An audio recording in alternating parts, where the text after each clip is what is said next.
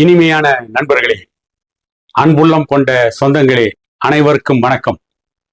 புதிதாக கட்சி ஆரம்பித்த நடிகர் விஜய் கட்சியில் பல கிரிமினல்கள், பல ஊழல் பேர்வழிகள் இணைந்து இருக்கிறார்கள் என்ற உண்மைதான் இன்றைக்கு பெரிய அளவில் பேசு பொருளாக இருக்கிறது.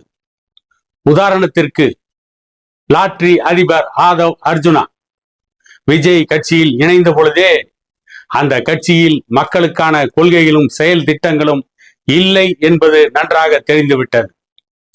இவை எல்லாவற்றிற்கும் அச்சாரமாக சேலம் மேற்கு சட்டமன்ற தொகுதியில் கடுமையான 4 முனை போட்டி நிலவியது. அந்த போட்டியில் இப்போதைய சட்டமன்ற உறுப்பினர் அருள் அவர்கள் மருத்துவர் ஐயாவின் தரப்பில் வேட்பாளராக களத்தில் நின்றார். அன்புமணி தரப்பில் முன்னாள் சட்டமன்ற உறுப்பினர் கார்த்திக் களத்தில் நின்றார். திமுக கூட்டணியில் தேசிய முற்போக்கு திராவிடர் கழகத்தின் சார்பில் மோகன்ராஜ் போட்டியிட்டார். நடிகர் விஜயுடைய தமிழக வெற்றி கழகத்தின் சார்பில் முன்னாள் காவல்துறை சப் இன்ஸ்பெக்டர் லட்சுமணன் என்பவர் பல குற்றச்சாட்டுகளுக்கு ஆளாகி காவல்துறையிலிருந்து பதவி நீக்கம் செய்யப்பட்டவர் போட்டியிட்டார். அந்த தேர்தலில் சேலம் மேற்கு சட்டமன்ற தொகுதியில் புதிதாக புரட்சி செய்ய வந்திருக்கிறோம் என்று சொன்ன நடிகர் விஜய் கட்சி விசில் புரட்சி நடத்துங்கள் என்று பேசிய நடிகர் விஜய், அவருடைய வேட்பாளர் லட்சுமணன் என்பவர் ஒரு ஓட்டுக்கு 2000 ரூபாய் பணம் கொடுத்திருக்கிறார். பல ஆண்டுகள் தமிழ்நாட்டில் ஆண்ட கட்சியினுடைய வேட்பாளர்கள் கூட கொடுக்க முடியாத தொகையை அந்த வேட்பாளர் எப்படி கொடுத்தார்? 1.5 லட்சம் ஓட்டுகளுக்கு 30 கோடி ரூபாயை வாரி இறைத்திருக்கிறார். மற்ற செலவுகள் ஒரு 10 கோடி என்றால் கூட 40 கோடி செலவு செய்திருக்கிறார். இவ்வளவு பணம் ஒரு முன்னாள் காவல்துறை அதிகாரிக்கு எப்படி வந்தது?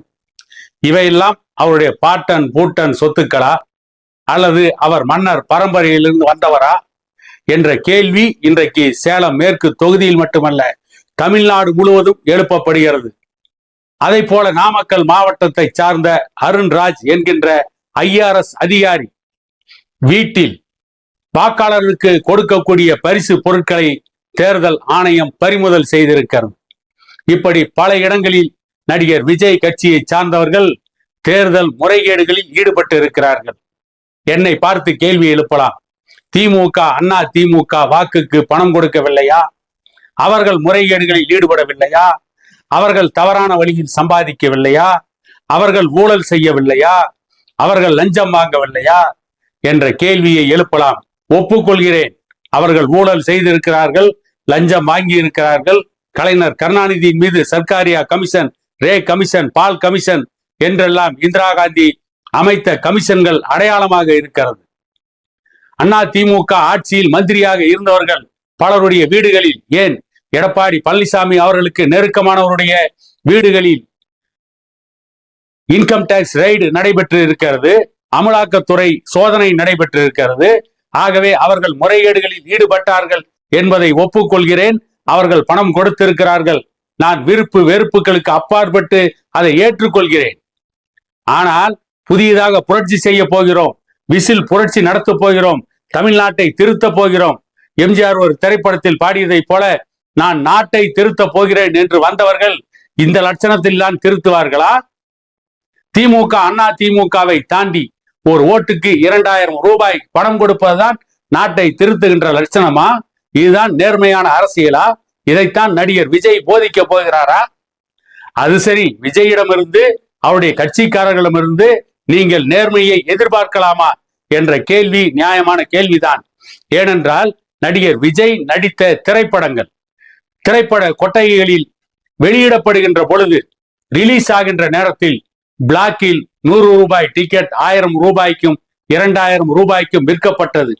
அதை கூட கட்டுப்படுத்த முடியாத நடிகர் விஜய் தமிழ்நாட்டில் லஞ்சம் ஊழலை ஒழித்து விடுவாரா என்ற கேள்வி இன்றைக்கு பிரதானமாக இருக்கிறது. நடிகர் விஜய் கட்சியின் வேட்பாளரே மற்ற கட்சி வேட்பாளர்களை காட்டிலும் அதிகமாக ஒரு ஓட்டுக்கு 2000 ரூபாய் கொடுக்கிறார். ஓட்டுக்கு பணம் கொடுத்து கோட்டைக்கு போய்விடலாம் என்று கனவு காண்கிறார்கள்.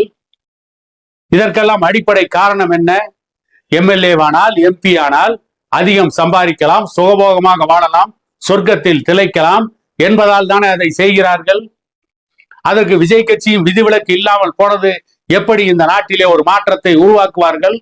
விஜய் கட்சி இன்னொரு பெருத்த ஏமாற்றத்தை தான் தர முடியுமே தவிர மாற்றத்தை என்றைக்கும் அவர்களால் உருவாக்க முடியாது என்பதற்கு சேலம் மேற்கு தொகுதியில் நடிகர் விஜய் கட்சியின் வேட்பாளர் ஒரு ஓட்டுக்கு 2000 ரூபாய் கொடுத்ததே மிகப்பெரிய சாட்சி.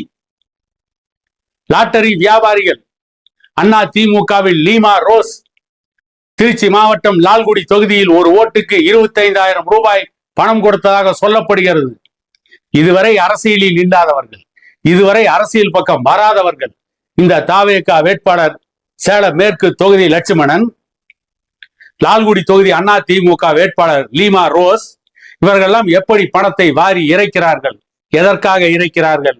மேலும் முறைகேடுகளை செய்ய வேண்டும் என்பதற்காகத்தான் அதை செய்கிறார்கள். இப்பொழுது ஓட்டுக்கு 2000 ரூபாய் பணம் கொடுத்து அவர்கள் வெற்றி பெற்றால் அடுத்த தேர்தலில் 5000 ரூபாய் கொடுப்பதற்காக இன்னும் அதிகமாக சம்பாதிக்க வேண்டி இருக்கும். இவர்கள் மக்களை பற்றி கவலைப்பட மாட்டார்கள். அடுத்த தேர்தலில் 5000 ரூபாய் கொடுப்பதற்கு இந்த தேர்தலில் வெற்றி பெற்றால் ஒரு 500 கோடி 1000 கோடி சம்பாதிக்க வேண்டும் என்ற நிலைக்குத்தான் அவர்கள் தள்ளப்படுவார்கள். அப்படிப்பட்ட சூழ்நிலையை அவர்களுக்கு மக்களும் ஏற்படுத்தி இருக்கிறார்கள். ஆகவே இந்த தேர்தலில் இவர்கள் கொடுத்த பணத்திற்கு 1க்கு 10 மடங்காக சம்பாதித்து அடுத்த தேர்தலும் பணத்தை கொடுத்து வெற்றி பெற்று கோட்டைக்கு போய் கொட்டமடிப்பதைத்தான் இவர்கள் வாடிக்கையாக வைத்திருப்பார்களே தவிர மக்களுக்கு இவர்களால் எந்த நன்மையும் வரப்போவதில்லை.